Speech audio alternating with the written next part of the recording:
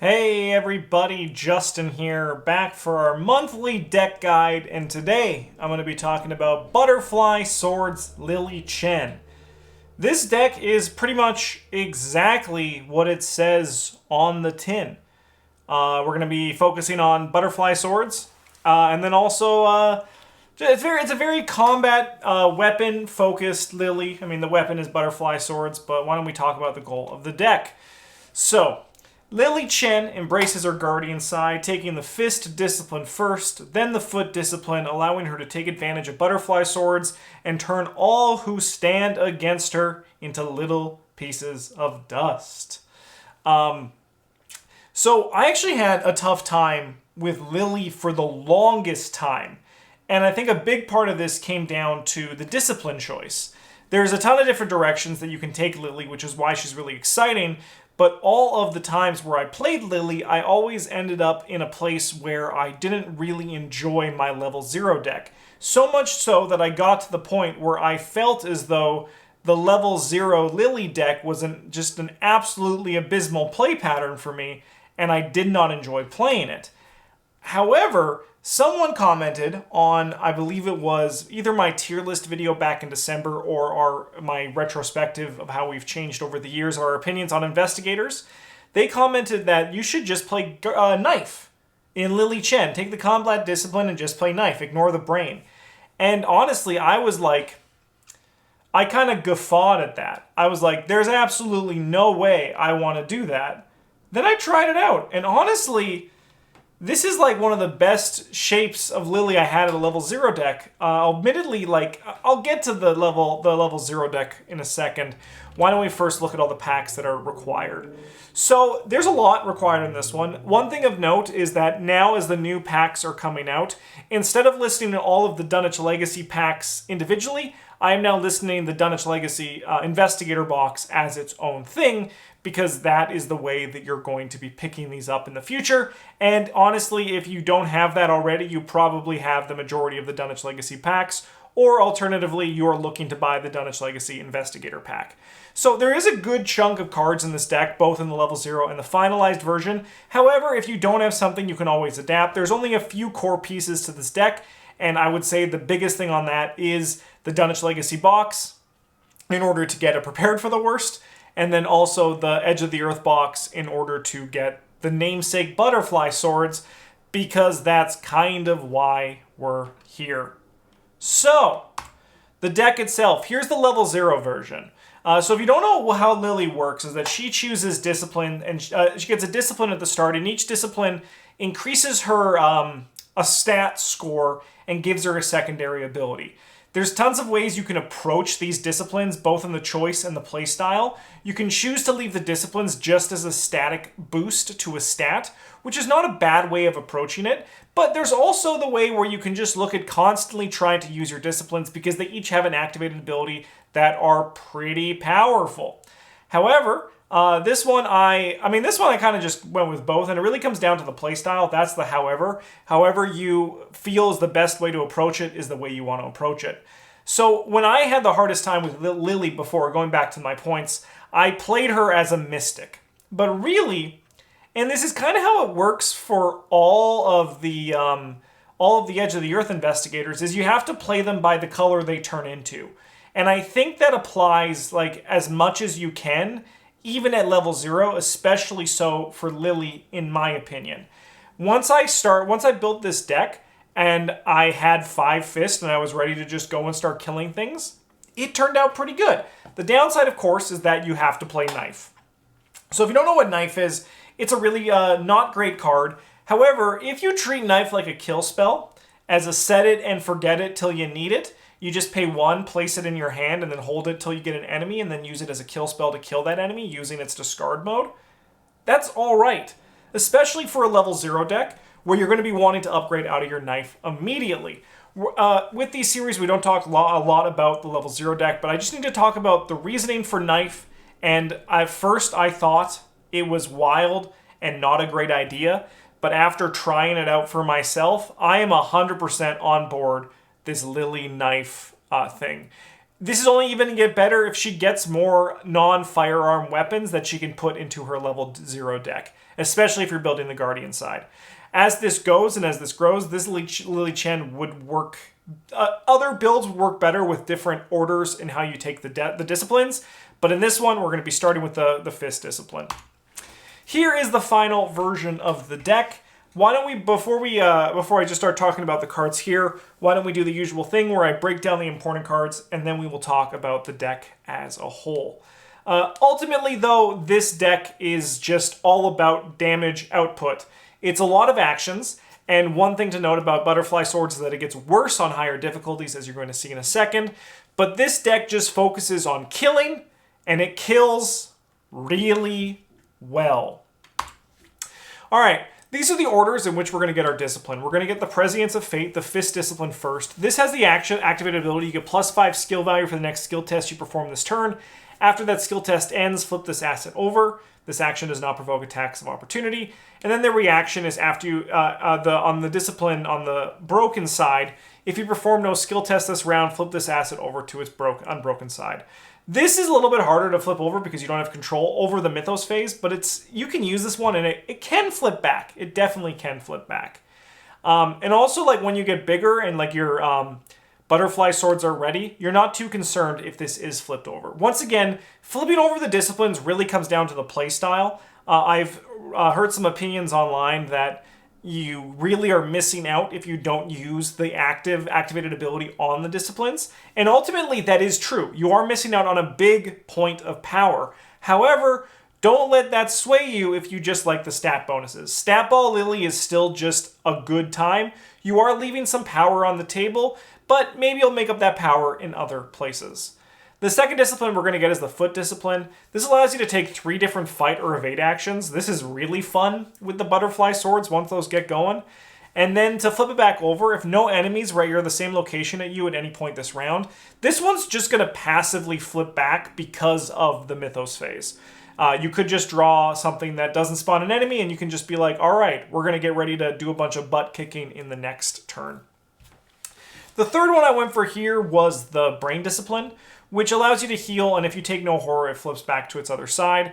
A lot of people, and myself included, have started with the Brain discipline for Lily, and I think now, like, the effect is strong. I love the healing on the card, but I don't think it's a necessary first stop or even a second stop for Lily, in this deck at the very least. Once again, the nice thing about Lily Chen is that you can take her multiple directions. And in this direction, this is the order of operation. Sorry, in this deck, this is the order of upgrading these into your deck that I followed for this one. And I also recommend it for the deck that you got coming up here. All right, let's look at some notable cards. Butterfly Swords is our weapon of choice in this deck. Well, the Knife Tech is amusing. We want to get that out of our deck ASAP, ASAFP as well, if you know what the F stands for. I'm not going to say it in this video because these are educational videos. And replace it with whatever versions of Butterfly Swords we can afford. I had the privilege, rather the luck, of playing this deck through Dream Eaters, and I was able to buy my level 5 Butterfly Swords right away. Remember, you can still use Butterfly Swords as fight action even while it is exhausted. This is important. The only thing that matters for the exhausting here is if both attacks are successful, you may exhaust Butterfly Swords to have the second attack deal +1 damage. This means that you can still do the 2 fight actions, but you only get the +1 damage on the exhaust cost, which you can only do on 1 attack. However, if it is still exhausted, you can still just fight and then also fight again.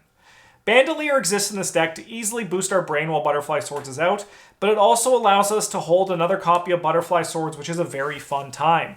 So the nice thing about this Lily deck, in addition to the fact that we're eventually going to get the Brain discipline, is the fact that, like, our brain is just going to be really good during the Mythos phase. This goes to something I'm going to say as well. While I'm not a big fan of In the Thick of It, I think In the Thick of It could be really good in this deck, and luckily it comes in the same exact box that Butterfly Swords comes in. But you could take In the Thick of It to buy the level 2 Butterfly Swords to forego having to put one of the knives in your deck if you are concerned about something like that. However, Bandolier, while by no means like a priority upgrade, it was like one of the gravy ones I did later on.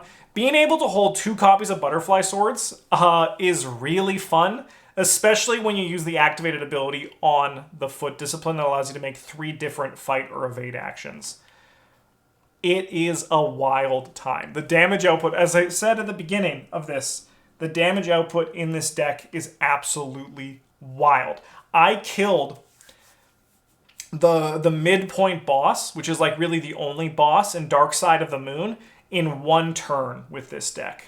It's absolutely a fun time. If you like I like the play style where you have to do a bunch of tests. It's exciting, it's fun. And this one is, if you like that play style, this deck will be really good for you. Both Combat Training and Holy Rosary increase relevant stats, provide some soak, and have an additional benefit. Combat Training not only boosts our potential with Butterfly Swords, but it also boosts both Spectral Razor and Sweeping Kick. While we aren't looking at using our brain for anything besides Spectral Razor, a boost to our defensive stat with the occasional Bless Token reward is a nice deal. So even though we're not casting, using spell assets in this deck at all, like Lily's not even freaking looking at them, the brain still adds a defensive stat, and then especially once you get the upgraded Holy Rosary to turn brain tests in the Mythos phase into Bless Tokens is a really good deal. So even though you're not doing things that are like spell focused, you can still boost your brain because your brain is your defensive stat, and why not defend yourself? When this deck's all up and going, the only stat that's your garbage stat is your book stat, and you don't even need to use that. But you're ready to go both defensively and offensively, which makes this deck really powerful. Sweeping Kick and Spectral Razors are both kill spells that perform well in this deck. I'm a big fan of kill spells. I've really started to fall in love with them. So when I call it a kill spell, that's just like from my magic lingo, like Lightning Bolt. You can use it to deal 3 damage to a creature, killing it. So kill spell. So this is like the same kind of concept and my little term for these in this one. So Sweeping Kick is an event that you just play, you hopefully kill an enemy, and then it's out of your hand, right? Or alternatively, you can evade the enemy with Sweeping Kick. Same with Spectral Razor, just a great like kill spell. Even though it might not kill it, they're just like good damage spells. I love them. They're really fun to play with for me, and they're all like really powerful. They have a very good boost packed into them. So Sweeping Kick has evade utility, which should not go unnoticed when a boss is around, and Spectral Razor has enough power packed into it that it stays relevant the entire campaign. And as you see at the bottom there, I also just like kill spells. So frickin' sue me. This is very true though. Sweeping Kick is a very strong card. The automatic evade is just really good. This also fits the rule that if you're in the art, the card's going to be good for you. Because like our first 2 disciplines are the fist and the foot disciplines, which are like pretty much just Sweeping Kick having like a marriage together. And then you can evade an attacked enemy, which is really good on bosses. You can just be like, sit down for a bit. Or, for example, just like a really big Gug. Just be like, sit down for a bit, buddy. You're going home.